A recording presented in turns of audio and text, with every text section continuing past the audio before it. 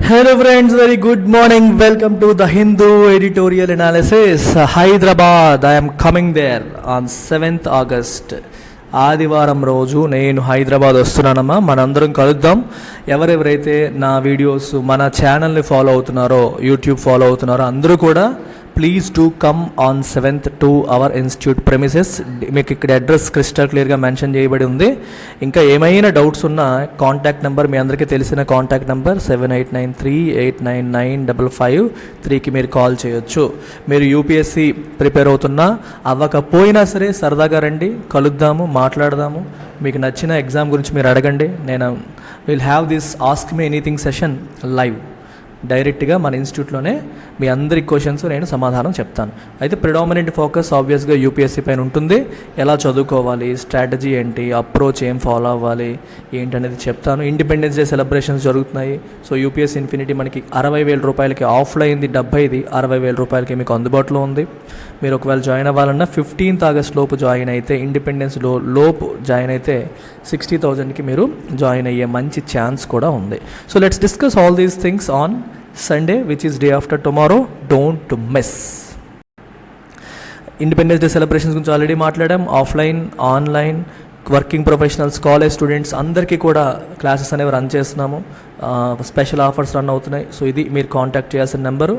And this is valid till 15th August. And working professionals, remember, మీరు ఎప్పుడైనా సరే job చేస్తుంటే మాకు టైం దొరకట్లేదు, మా యూపీఎస్సీ ప్రిపరేషన్ అవ్వట్లేదని భయపడాల్సిన అవసరం లేదు. ఫ్యామిలీ కోసం మీరు జాబ్ చేయండి, ఆపాల్సిన పని లేదు. సంపాదించండి, కష్టపడండి. Having said that, UPSC preparation ఆపాల్సిన పని ఏమాత్రం లేదు. నేను కస్టమైజ్డ్ ప్లాన్ రెడీ చేసి మీకు క్లాసెస్ అనేవి రన్ చేస్తున్నాము. అట్ ద సేమ్ టైం ఆ క్లాసెస్తోనే ఎంటైర్ సిలబస్ అవుతుందా అంటే అవ్వదు, మీకు తెలిసిందే.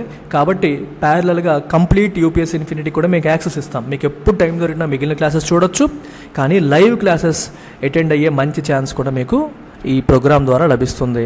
ఏ డీటెయిల్స్ కావాలన్నా ఇక్కడ ఉన్న నెంబర్కి మీరు కాంటాక్ట్ చేయండి, అడగండి. ఆప్షనల్స్, యూపీఎస్సీ ప్రిపేర్ అయ్యే ప్రతి వాళ్ళు ఆప్షనల్స్ కూడా ప్రిపేర్ అవుతూ ఉంటారు కదా. సో మరి ఆప్షనల్కి పిఎస్ఐఆర్కి అయితే కొత్త బ్యాచ్ స్టార్ట్ అయింది. సో మీరు ఆఫర్ ప్రైస్ కూడా ఉంది, 22,500కి లభిస్తుంది. 15th ఆగస్ట్ లోపు జాయిన్ అయ్యే వాళ్ళకి మాత్రమే. పిఎస్ఐఆర్తో పాటు పబ్లిక్ అడ్మినిస్ట్రేషన్ కూడా నేను టీచ్ చేస్తున్నాను. And we also have sociology, anthropology, Telugu literature, అన్ని ఆప్షనల్స్ పైన కూడా ఈ ఆఫర్ ఉంది. Even for sociology new batches అనేవి స్టార్ట్ అయ్యాయి. సోషియాలజీకి కొత్త బ్యాచ్ ఉంది, పిఎస్ఆర్కి కొత్త బ్యాచ్ ఉంది. రిమైనింగ్ మీరు న్యూ బ్యాచ్ కోసం వెయిట్ చేయక్కర్లేదు. You can join immediately. పాత వీడియోస్ కూడా మీకు ఉంటాయి, లైఫ్ టైం వ్యాలిడిటీతో ఉంటుంది. అండ్ ఈ నెంబర్ మీరు కాంటాక్ట్ చేసి డౌట్స్ ఏమైనా ఫర్దర్ క్లియర్ చేసుకోవచ్చు. డెమోస్ అడగండి, చూడండి, 100% నచ్చితేనే రండి. And finally this is what today's editorial is. Sop or welfare debate. Welfare అంటే సంక్షేమం, సాప్ అంటే ఫ్రీబీ, కంప్లీట్గా ఫ్రీగా ఇచ్చేసేది అని అర్థం. ఇప్పుడు మన రాజకీయ పార్టీలు చేస్తున్నవన్నీ వెల్ఫేర్ స్కీమ్సా లేకపోతే ఫ్రీబీసా, ఏది ఎలా కేటగరైజ్ చేస్తాము? ఈ ఫ్రీబీస్ అనేవి ఎలాగే ఇవ్వడం అనేది మంచిదా చెడ్డదా? దీనివల్ల ఓటర్స్ని ఇన్ఫ్లుయెన్స్ చేసినట్ట, ఎకానమీ నాశనం అయిపోతుందా, ఏంటి దీని కదా అని చెప్పి ఒక డిబేట్ అనేది నడుస్తుంది అని అర్థం అనమాట. సో ఏంటి దీని కథ ఏంటనేది ఒకసారి చూద్దాం. అంటే సాప్కి ఇంకొంచెం మీరు డీప్ డిక్షనరీ మీనింగ్ ఒకసారి చూస్తే మీకు ఏం మీనింగ్ వస్తుందంటే something of little value, something unimportant. అంటే జనాల్ని దృష్టి మళ్లించడానికి. జాగ్రత్తగా వినండి. అసలు విషయాలు అంటే చూడండి, ఇన్ఫ్రాస్ట్రక్చర్ డెవలప్ చేయకుండా, ఎంప్లాయ్మెంట్ ఆపర్చునిటీ జనరేట్ చేయకుండా, అభివృద్ధి చేయకుండా, ఏమీ చేయకుండా వాళ్ళ దృష్టి మళ్లించడానికి అంత ఇంపార్టెంట్ కానిది ఏదో వాళ్ళ ఫ్రీబీస్ లాగా వాళ్ళకి ఇచ్చేయడం, అలాగా లేకపోతే నిజంగా సంక్షేమం కోసం చేస్తున్నారా అనే డిబేట్ ఆ యాంగిల్లో మనం తీసుకున్నాం. ఇప్పుడు జనరల్గా ఏంటంటే ఎలక్షన్స్లో ఓట్లు మనకి ఇంపార్టెంట్ కాబట్టి వాళ్ళు ఇన్ఫ్లుయెన్స్ చేయడానికి వాళ్ళ జేబులో ఏదో పడిపోతే సరిపోతుంది అనే తత్వం అనేది ఎక్కువగా నడుస్తుంది. ఆ తత్వం అనేది సొసైటీలో ఎక్కువగా నడుస్తుంది. సో బేసికల్గా ఏంటి, ఇలా ప్రతి రాష్ట్రం కూడా ఒకరితో ఒకరు పోటీ పడి నేను ఎక్కువ ఫ్రీ ఇస్తాను పోటీ పడిపోయి రాష్ట్ర ఖజానాలని గొల్ల చేసేసి భవిష్యత్తుని తాకట్టు పెట్టేసి ఇట్లా చేయడం అనేది ఎంతవరకు కరెక్ట్ అని చెప్పి ఒక పబ్లిక్ ఇంట్రెస్ట్ లిటిగేషన్, ప్రజా ప్రయోజన వ్యాజ్యం సుప్రీంకోర్టులో ఫైల్ అయింది. సో సుప్రీంకోర్టు దాని గురించి మాట్లాడుతోంది. రీసెంట్గా సుప్రీంకోర్టు కూడా సెంట్రల్ గవర్నమెంట్ని అడిగింది, మీ స్టాండ్ ఏంటి, మీ ఉద్దేశం ఏంటో చెప్పండి, మీకు ఒకవేళ తెలియకపోతే మీరు ఫినాన్స్ కమిషన్ సజెషన్ తీసుకోండి, ఫినాన్స్ కమిషన్ అనేది ఇండిపెండెంట్ కాన్స్టిట్యూషనల్ బాడీ కాబట్టి వాళ్ళ సలహాలు సూచనలు తీసుకోండి అని చెప్పి సుప్రీంకోర్టు రీసెంట్గా ఒక 1 వీక్ బ్యాక్ సెంట్రల్ గవర్నమెంట్కి చెప్పడం జరిగింది. మళ్ళీ ఈరోజు ఇంకా నిన్న కొన్ని అప్డేట్స్ వచ్చాయి. అవి ఏంటనేవి ఎడిటోరియల్లో మనం చూస్తాం. Steps to limit freebies or to discourage populism should come through parliament. అంటే ఇక్కడ సమస్య ఏమొస్తుందంటే ఇలాంటి విషయాలు, అంటే ఫ్రీబీస్ని లిమిట్ చేయడం, అంటే ఫ్రీగా ఇచ్చే వాటిని లిమిట్ చేయడం, లేదా పాపులిజం అంటే కామన్ మ్యాన్ యాస్పిరేషన్స్ని ఐడెంటిఫై చేసేసి వాటిని ఫుల్ఫిల్ చేయడానికి ట్రై చేసేయడం. అంటే చూడండి, పాపులిస్ట్ మెజర్ అంటే చూడండి, ఇది చాలా ఇంపార్టెంట్ వర్డ్. ఇది ప్రజాకర్షక పథకాలు అంటాం కొంత తెలుగులో. అలాగా పాపులిస్ట్ మెజర్స్ అంటే అర్థం ఏంటంటే కామన్ మ్యాన్ని సాటిస్ఫై చేయడానికి, అర్థమైందా, కామన్ మ్యాన్ని సాటిస్ఫై చేయడానికి తీసుకొచ్చే, కామన్ మ్యాన్ని ఆకర్షించే పథకాలు, వాటిని పాపులిస్ట్ స్కీమ్స్ అని చెప్పి అంటాం. అది ఓవరాల్గా రాష్ట్ర భవిష్యత్ దృష్ట్యా చూస్తే మంచిది కాకపోవచ్చు, కానీ కామన్ మ్యాన్కి అంత ఆలోచన శక్తి ఉండదు కాబట్టి తను అట్రాక్ట్ అయిపోతాడు. అట్లాంటి వాటిని populist measures, populism, political populism అంటాం. నీ ఆబ్జెక్టివ్ అంతా కూడా నెక్స్ట్ ఎలక్షన్లో ఓట్లు మాత్రమే. ఓట్లు కావాలంటే ప్రజలు అట్రాక్ట్ అవ్వాలి, వాళ్ళు అట్రాక్ట్ అవ్వడానికి ఏం అవసరమో అవి చేస్తావు. So your objective is to remain in power. ఆ పవర్ని టార్గెట్ చేసి ప్రజలు ఓట్లు వేయాలి కాబట్టి ఆ ఓట్ల కోసం నీకు ఏది అవసరమో అది చేస్తూ ఉంటావు. దాన్నే పాపులిజం అని చెప్పి మనం అంటాం. వాటిని డిస్కరేజ్ చేయడానికి, ఫ్రీబీస్ని ఆపడానికి తీసుకునే స్టెప్స్ కోర్టులు వేరే వాళ్ళు కాదు, పార్లమెంట్ చెయ్యాలి అనేది ఈ ఎడిటోరియల్ యొక్క సారాంశం. చూడండి, a general concern over freebies pushing the economy to ruin or unviable pre election promises adversely affecting informed decision making by voters seems reasonable. Very very important sentence అమ్మా. A general concern over freebies. ఈ freebies అనేవి ఎకానమీని నాశనం వైపు తోసేస్తున్నాయి, push చేస్తున్నాయి. ఆ విషయంలో అందరం ఆందోళన చెందుతున్నాం. ఈ ఆందోళన రీజనబుల్, సహేతుకమే, న్యాయబద్ధమే, ఆందోళన చెందాల్సిన అవసరమే. రెండోది ఇంకోటి ఏంటి, or unviable election promises. Unviable అంటే అన్ప్రాక్టికల్, వయబుల్ అంటే something that can be done, practically చేయగలిగేదాన్ని మనం వయబుల్ అంటాం. అన్వయబుల్ అంటే ప్రాక్టికల్ కానిది, చెయ్యలేనిది. అంటే చూడండి, ఏదేదో చేసేస్తాం, అదేదో చేస్తాం, అది చేస్తాం, ఇది చేస్తామని చెప్పేస్తారా, జరుగుతుందా జరగదా మనకు తెలియదు. అట్లాంటి ప్రీ ఎలక్షన్ ప్రామిసెస్ అనేవి అడ్వర్స్లీ అంటే నెగిటివ్లీ, ఎఫెక్టింగ్ అంటే ప్రభావితం చేయడం, ఇన్ఫార్మ్డ్ డెసిషన్ మేకింగ్. ఎస్, మీరు చాలా ఇంపార్టెంట్ వర్డ్ ఇక్కడ మీరు అబ్జర్వ్ చేయాల్సింది. ఒక ఓటరు, ప్రజాస్వామ్యంలో ఒక ఓటర్కి what is important, informed decision making. Informed decision making అంటే అర్థం ఏమిటి, ఒక నిర్ణయం తీసుకునేటప్పుడు ఆ నిర్ణయం తీసుకోవడానికి అవసరమైన కంప్లీట్ ఇన్ఫర్మేషన్ తన చేతిలో ఉండడం. నిర్ణయం తీసుకోవడానికి అవసరమైన కంప్లీట్ ఇన్ఫర్మేషన్ తన చేతిలో ఉండడాన్ని మనం ఇన్ఫార్మ్డ్ డెసిషన్ మేకింగ్ అంటాం.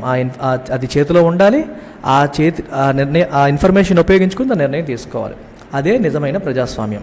అన్ఫార్చునేట్లీ ఈ ఇన్ఫర్మేషన్ ఏదైతే ఉందో, ఈ ఇన్ఫర్మేషన్ని డిస్టార్ట్ చేయడానికి, బాగా ఎక్కువగా ఇతని మైండ్ని మ్యానిపులేట్ చేయడానికి పొలిటికల్ పార్టీస్ ఉపయోగిస్తాయి. ఎలా ఉపయోగిస్తాయి, what kind of information they support or circulate, ఎలాంటి చేస్తారు, ఫ్రీబీస్, మీకు అది ఇస్తాం, ఇది ఇస్తాం, ఇలా చేస్తాం, అలా చేస్తాం. సో ఒక ఓటర్ అనేవాడు చూడండి జాగ్రత్తగా, రెండు ఆస్పెక్ట్స్ ఇవి మనం చాలా జాగ్రత్తగా ఆలోచించాల్సిన అంశం ఇది. ప్రతి ఒక్కడు సామాజిక స్పృహతో థింక్ చేయాల్సిన అంశం ఇది. ఇది ఒక political party. Okay, political party కొన్ని నినాదాలు తీసుకొస్తుంది, మేనిఫెస్టో అంటాం. సో మేనిఫెస్టో ఎలా ఉండాలి, మన రాష్ట్రం ఏదైతే ఉందో ఈ రాష్ట్రాన్ని నేను ఇక్కడికి తీసుకెళ్తా, ముందుకు తీసుకెళ్తా, ఇప్పుడు ఈ రాష్ట్రంలో ఉన్న ఇష్యూస్ ఇవి, వీటిని నేను సార్ట్అవుట్ చేస్తా. ఇది ఒక కేటగిరీ. ఇంకో కేటగిరీ ఏంటి, రాష్ట్రం అనేది పక్క వెళ్ళిపోద్ది. నేను నీకు ఇది ఇస్తా, అది ఇస్తా, ఇలా ఇస్తా, ఇంకోటి ఇస్తా, ఇంకోటి ఇస్తా, ఇంకోటి ఇస్తా, ఇంకోటి ఇస్తా, ఇంకోటి ఇస్తా, ఇంకోటి ఇస్తా, ఇంకోటి ఇస్తా. అర్థమవుతుందా, ఇవన్నీ నీకు ఇస్తాను, నేను వస్తే ఇవన్నీ నీకు ఇస్తాను. ఎవరి డబ్బుతో ఇస్తున్నావు నువ్వు, ఎవరి డబ్బుతో ఇస్తున్నావు, మన డబ్బే. కానీ ఆ ఓటర్కి అవన్నీ తెలుస్తాయా, తెలీదు. పలానా లీడర్ వస్తాడు నాకు ఇవన్నీ ఇస్తాడు, పలానా లీడర్ వస్తాడు నాకు ఇవన్నీ ఇస్తాడు. ఇదొక కేటగిరీ, ఇదొక కేటగిరీ. నువ్వు ఎప్పుడైతే దేశానికి ఎంత చేస్తాను, రాష్ట్రానికి ఎలా చేస్తానని చెప్తావో అప్పుడు ఓటర్ ఆలోచించి ఓకే ఇతను చెప్పింది బాగుందా, అతను చెప్పింది బాగుందా, ఎవరి వల్ల రాష్ట్రం బాగుపడుతుంది అని చెప్పి ఓటేస్తాడు. అన్ఫార్చునేట్లీ ఇది పక్కకి వెళ్ళిపోయింది. ఇప్పుడు రాజకీయ నాయకులందరూ ఏం చేస్తున్నారు, నేను నీకు ఇది ఇస్తాను, నేను నీకు అది ఇస్తాను, ఇవి చెప్తున్నారు. దీనివల్ల ఏమవుతుంది, మనిషి స్వార్థపూర్వం అంటే సెల్ఫ్ సెంటర్డ్గా ఆలోచించే పరిస్థితి వస్తుంది. అంటే కేవలం నాకు ఎవరు వస్తే నాకు డబ్బులు వస్తాయి, ఎవరు వస్తే నాకు బెనిఫిట్ వస్తుంది, ఇలా ఆలోచించేలాగా పొలిటికల్ పార్టీస్ చేస్తున్నాయి.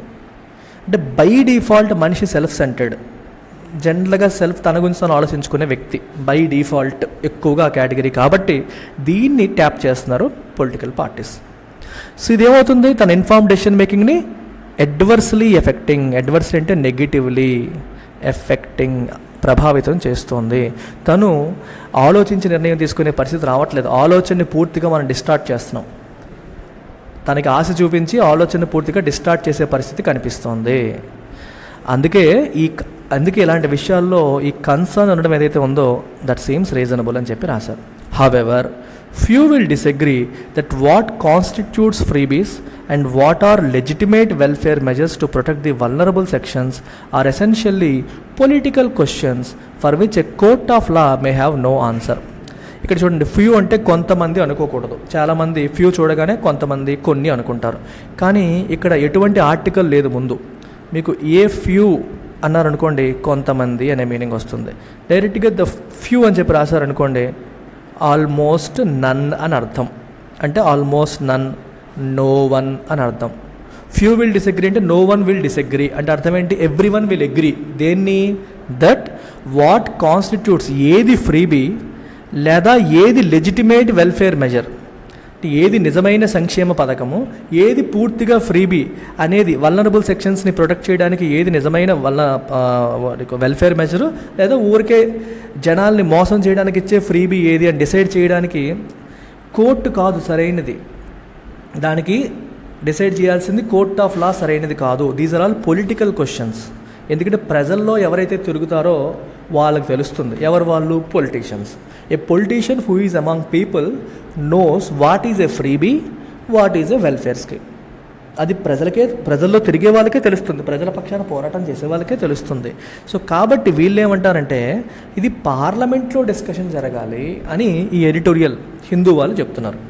So in this backdrop, the Supreme Court's decision to form a body of stakeholders to examine the issue raises the question whether the legislature can be bypassed. ఇది పొలిటికల్ క్వశ్చన్ కాబట్టి లెజిస్లేచర్లో discussion జరగాలి. Politicians, your MPs, MLAs వాళ్ళు discuss చేసి decide చేయాలి. So కానీ supreme court ఏం చేసింది, ఒక బాడీ ఆఫ్ స్టేక్ హోల్డర్స్తో ఒక కమిటీని ఏర్పాటు చేస్తుంది అనే such a far reaching exercise. Far reaching అంటే something that has wider consequences, అంటే చాలా ఎక్కువ కాన్సిక్వెన్సెస్ ఉన్న అంశం ఇది, చాలా వైడ్ రీచ్ ఉన్న అంశం ఇది. దీంట్లో పార్లమెంట్లో డిబేట్ డిస్కషన్ లేకుండా బయట బాడీ ఆఫ్ స్టేక్ హోల్డర్స్తో రన్ చేసి పార్లమెంట్ని బైపాస్ చేయడం ఎంతవరకు కరెక్ట్ అనే విషయంలో కొన్ని ప్రశ్నలు అయితే లేవనెత్తుతుంది అని అర్థం. The Chief Justice of India, N.V. Ramana, heading a bench hearing a petition filed in public interest against the distribution or promise of freebies ahead of elections, has made it clear that the court is not going to issue guidelines. Court guidelines issue cheyadu, main cheppam, but only ensure that suggestions are taken from stakeholders. Different stakeholders నుంచి మనం భాగస్వాముల నుంచి మనం suggestions తీసుకుంటున్నాం. ఎవరు, నీతి Aayog, finance commission, లా commission, RBI, political parties. మీరందరూ ఆలోచించి మీ సలహాలు చెప్పండి అని సజెషన్స్ మాత్రమే ఇన్వైట్ చేస్తున్నాము. And we're not issuing guidelines directly అని చెప్పి ఎన్వి రమణ చెప్పారు.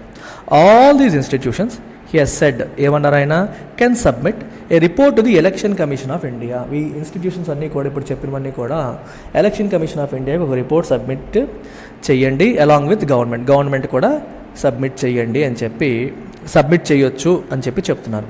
ఏ suggestion that parliament could discuss this issue was met with scepticism by the bench. ఈ బెంచ్ ఆఫ్ జడ్జెస్ ఏమనుకున్నారంటే పార్లమెంట్లో దీని గురించి డిస్కస్ చేయొచ్చు కదా అనే సజెషన్ వచ్చింది. దాన్ని ఆయన కొంచెం అనుమానంతో చూశారు, స్కెప్టిసిజం. ఈ పొలిటీషియన్స్ దీన్ని నిజంగానే నిష్పక్షపాతంగా డిస్కస్ చేస్తారా, వీళ్ళు తిప్పి మళ్ళీ అన్ని ఫ్రీబీస్ ఎలా చేస్తేనే మనకి ఎలక్షన్లో జనాన్ని మనం మోసం చేసే అవకాశం ఉంటుంది, దాన్ని వద్దని చెప్పేస్తే ఎలా అవుతుందని చెప్పి వీళ్ళు దానికి అనుకూలంగా ఓటేసిన అవకాశం ఉంటుందని చెప్పి జడ్జి గారు భావించారు. అందుకే met with skepticism అన్నారు. which felt that no party would want a debate on this. ఏ పార్టీ దీని మీద డిబేట్ కోరుకోదు, as all of them support such subs. ఇలా ఫ్రీబీస్ ఇవ్వడాన్ని వీళ్ళందరూ సపోర్ట్ చేస్తారు. The bench also disfavored the ECI preparing a model manifesto as it would be an empty formality. Election commission of India ఒక empty model manifesto తయారు చేస్తే ఎలా ఉంటుందని ఇంకో సలహా వచ్చింది, దాన్ని కూడా వాళ్ళు ఫేవర్ చేయలేదు. ఎందుకని? They say it would be an empty formality, అది ఓన్లీ ఫార్మాలిటీయే, ఎవడు ఫాలో అవ్వడు. Election commission of India model manifesto ఇచ్చిన ఎవరు ఫాలో అవ్వరు అని చెప్పి చెప్తున్నారు. The court's concern over populist measures seems to resonate with the government too. Court ఎలాగైతే ఈ పాపులిస్ట్ మెజర్స్ విషయంలో కన్సర్న్ చూపించిందో అది గవర్నమెంట్కి కూడా రిజొనేట్ అయింది, గవర్నమెంట్ కూడా సేమ్ ఫీలింగ్లో ఉందని అర్థం. As the solicitor general submitted that these distorted the waters inform decision making. Water యొక్క ఇన్ఫార్మ్ డెసిషన్ మేకింగ్ని ఈ ఫ్రీబీస్ అనేవి డిస్టార్ట్ చేస్తున్నాయి, అతని మైండ్ని మ్యానిపులేట్ చేస్తున్నాయి. అండ్ ది అన్రెగ్యులేటెడ్ పాపులిజం, ఈ పాపులిజం అనేది ప్రజాకర్షక విధానాలు ఏవైతే ఉన్నాయో వాటి రెగ్యులేషన్ లేకుండా ఇష్టం వచ్చినట్టు చేయడం వల్ల may lead to an economic డిజాస్టర్గా దారితీయచ్చు. Sri Lanka is a classic case. శ్రీలంకలో మేము అధికారంలో వస్తే ట్యాక్సులు తగ్గిస్తామని మాట ఇచ్చారు, నిజంగానే ట్యాక్సులు తగ్గించారు, ప్రభుత్వానికి ఆదాయం ఎత్తేసింది, ఆదాయం ఎత్తేసి డెఫిసిట్లు పెరిగిపోయి రకరకాల సఫరింగ్స్ వచ్చాయి. ఇలా ఎప్పటికప్పుడు నాకు అధికారం రావాలి అన్న స్వార్థం, ఒక మనిషి యొక్క స్వార్థం ఒక ఆర్గనైజేషన్ ఫెయిల్యూర్కి కారణమవుతుంది.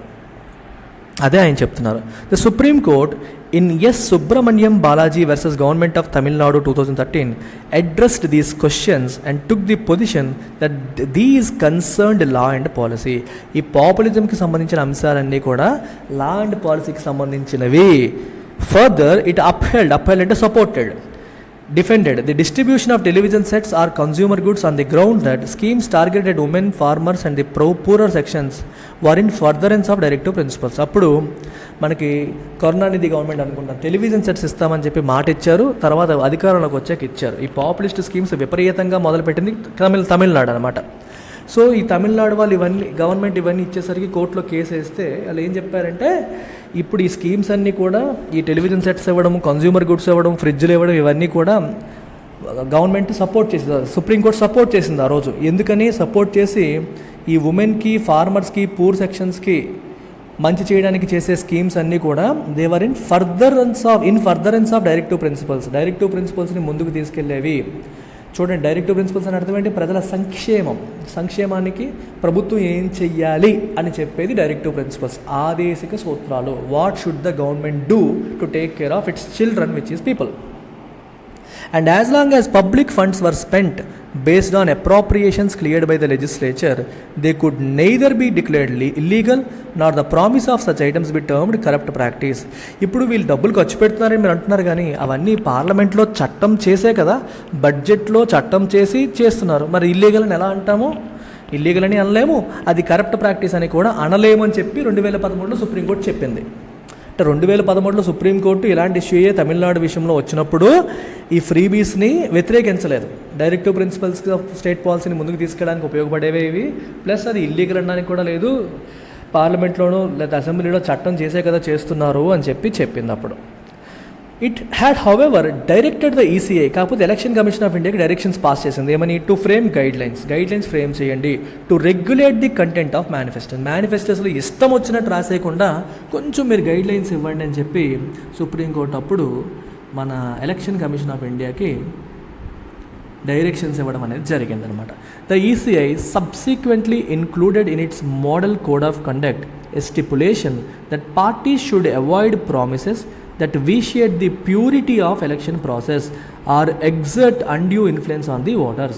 అప్పుడు మన election commission of India model code of కండక్ట్లో ఏమని చెప్పింది? పార్టీలు ఎలక్షన్ ప్రాసెస్ యొక్క ప్యూరిటీని డ్యామేజ్ చేసేలాగా, విషియేట్ అంటే మీకు ఇక్కడ మీనింగ్ డ్యామేజ్, స్పాయిల్ అనే మీనింగ్ వస్తుంది.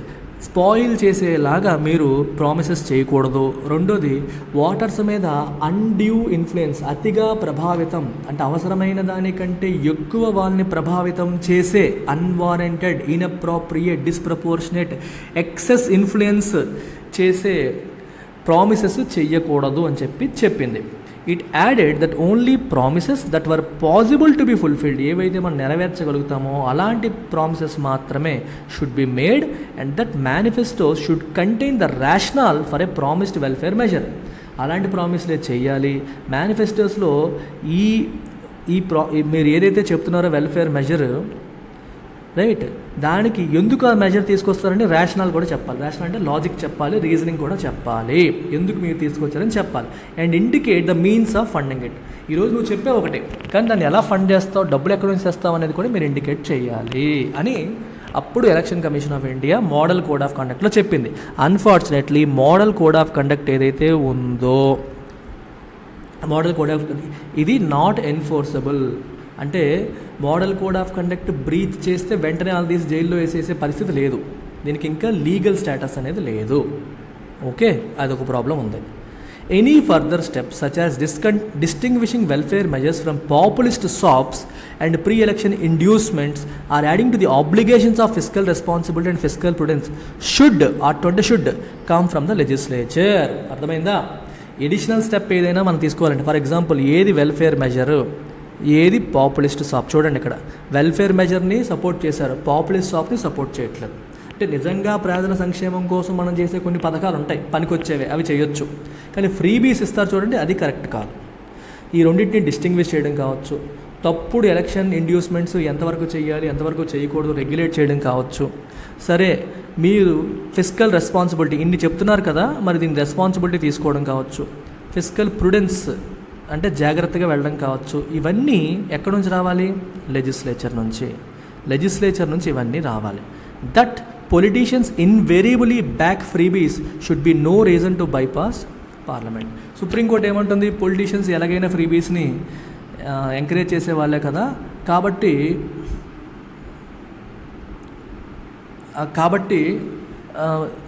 ఎలాగో బ్యాక్ చేస్తారు, కాబట్టి ఆ రీజన్ పెట్టుకొని మీరు పార్లమెంట్ని బైపాస్ చేయడం కరెక్ట్ కాదని చెప్తున్నారు. So don't bypass parliament, let there be a discussion on parliament. పార్లమెంట్లో ఫ్రీబీస్ ఉండాలా ఉండకూడదనే విషయంలో డిస్కషన్ జరగనియండి, ప్రజలకు తెలుస్తుంది. And politicians are the best judges, వాళ్ళే ప్రజల్లో తిరుగుతారు, పీపుల్స్ రిప్రజెంటేటివ్స్, వాళ్ళకే అవగాహన ఉంటుంది. సో పార్లమెంట్ దీని మీద చట్టం చేయడమే కరెక్ట్ అనేది ఎడిటోరియల్ యొక్క భావన. సుప్రీంకోర్టు గైడ్లైన్స్ ఇవ్వడము కరెక్ట్ కాదు. అలాగే బయట నుంచి ఎక్స్టర్నల్ స్టేక్ హోల్డర్స్ డిసైడ్ చేయడం కూడా కరెక్ట్ కాదు. Let the parliament decide, let the parliament bring out a law, వేటిని ఎలా చేయాలి వేటిని ఎలా చేయకూడదు అనేది పార్లమెంట్ చట్టం చేస్తే బాగుంటుంది అనేది ఎడిటోరియల్ యొక్క సారాంశం. ఫైనల్ కన్క్లూజన్ ఏంటంటే ఇదనమాట. పైన ఇక్కడ ఉంది చూడండి, ఇది మన ఫైనల్ కన్క్లూజన్. ఫ్రీబీస్ని లిమిట్ చేయాలన్నా, పాపులిజం డిస్కరేజ్ చేయాలన్నా దానికి సంబంధించిన గైడ్లైన్స్ అనేవి పార్లమెంట్ ద్వారా చట్టం ద్వారా రావాలి అనేది final conclusion. That's about it. Hyderabad వస్తున్నాను ఆదివారం, సండే మన ఇన్స్టిట్యూట్లో కలుద్దాం. ఇది నెంబర్, ఈ నెంబర్కి కాల్ చేయండి. 7893899553. Take care, bye.